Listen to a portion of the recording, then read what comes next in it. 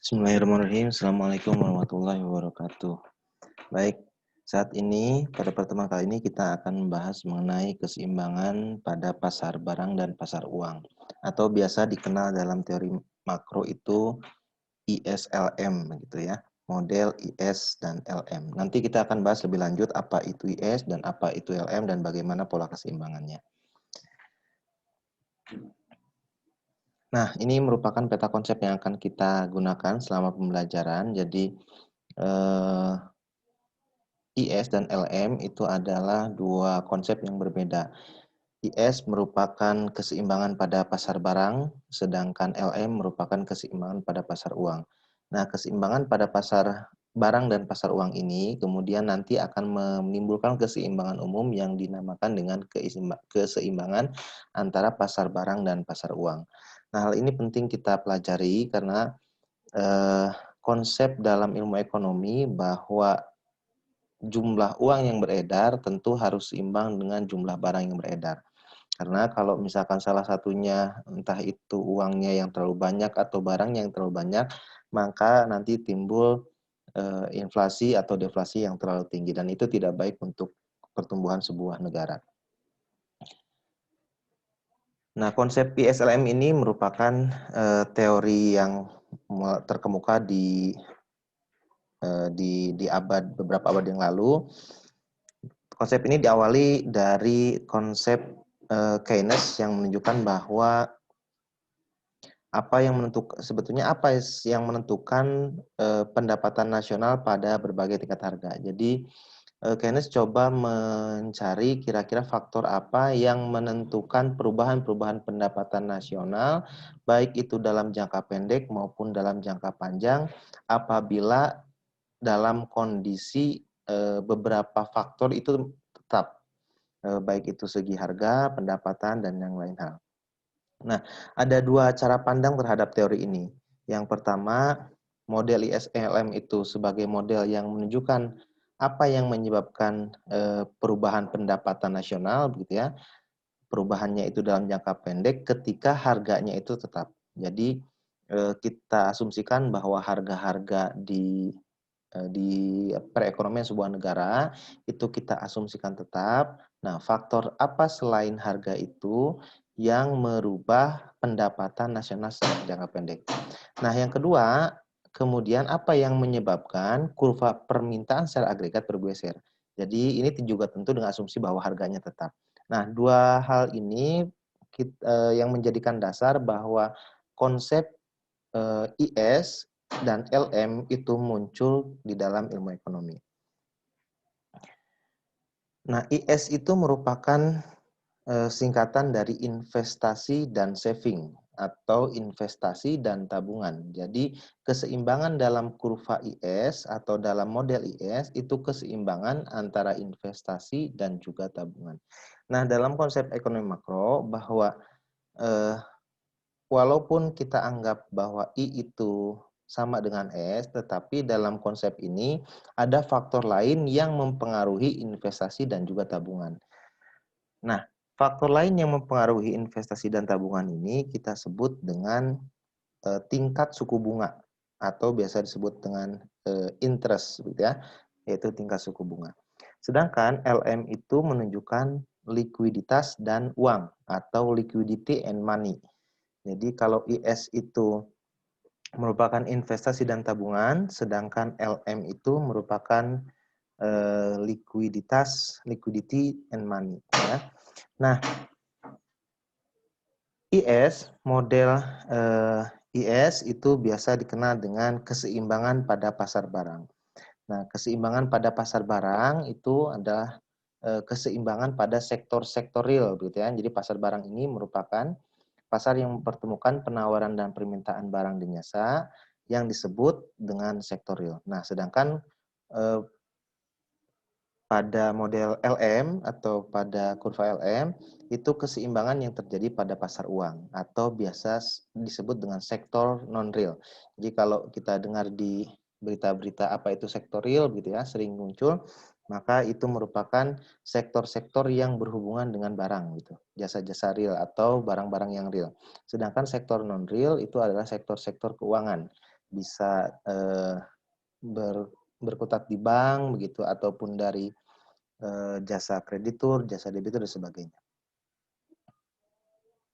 Nah, sedangkan kurva IS itu merupakan yang menghubungkan antara suku bunga, tadi saya sebutkan bahwa faktor yang mempengaruhi beberapa hal yang berubah tadi, pendapatan yang berubah ketika harga tetap itu adalah suku bunga.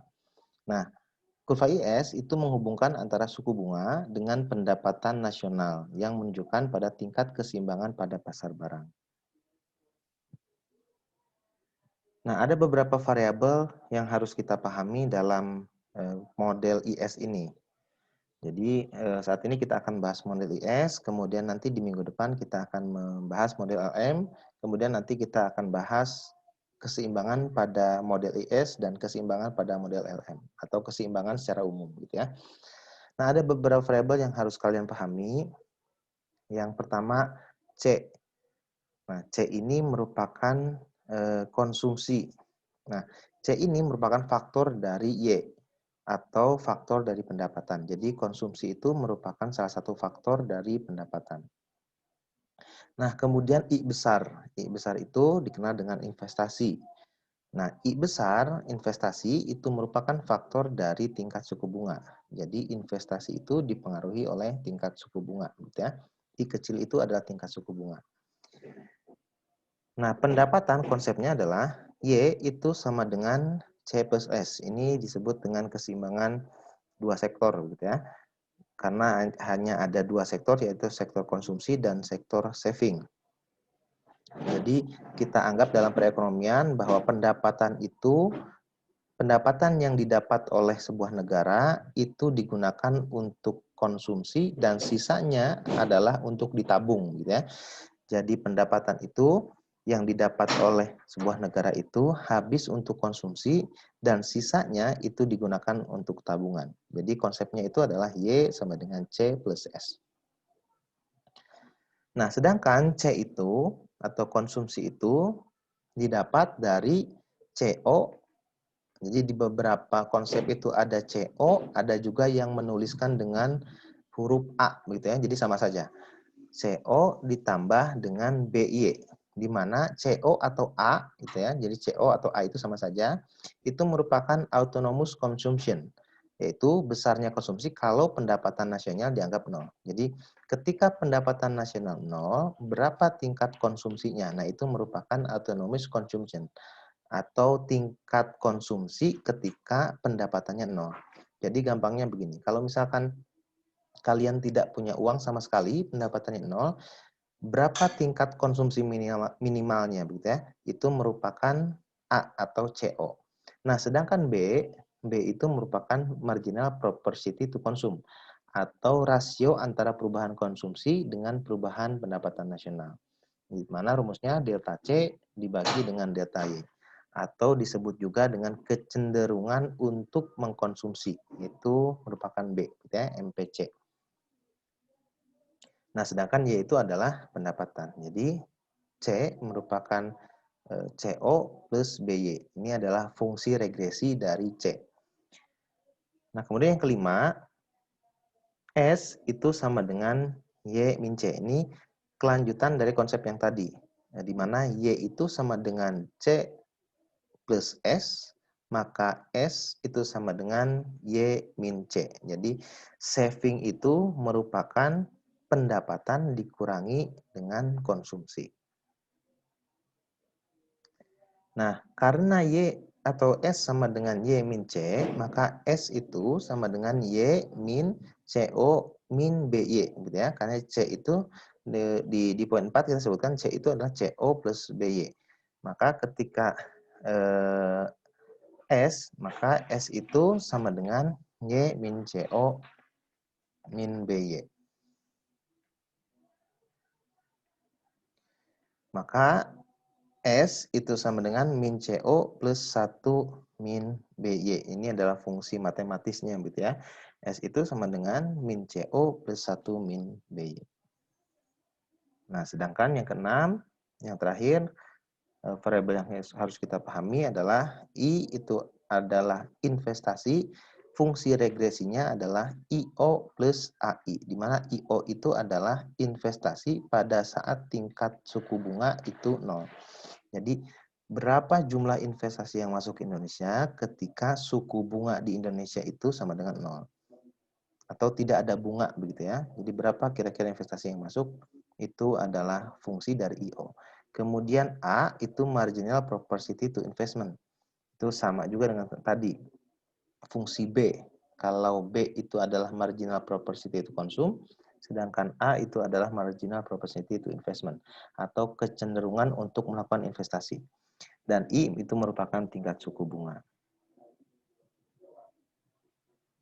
Nah, maka dapat kita simpulkan bahwa keseimbangan pada pasar barang itu terjadi ketika I sama dengan S, yaitu ketika investasi sama dengan saving.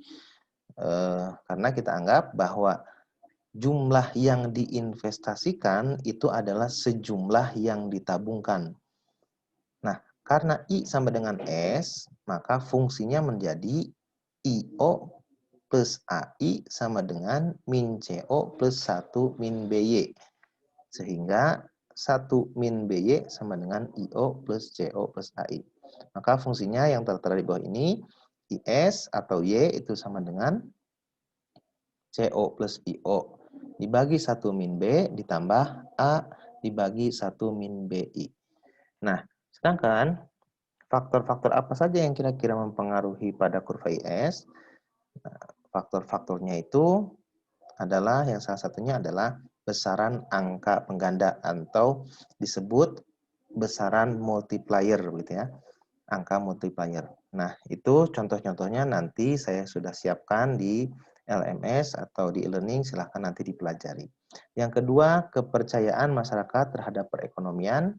Yang ketiga, kepekaan pengeluaran investasi terhadap tingkat bunga. Jadi, ini merupakan faktor-faktor yang mempengaruhi kurva IS. Jadi, kurva IS apakah nanti bergeser ke kanan, ke kiri, itu dipengaruhi oleh tiga hal ini. Ya.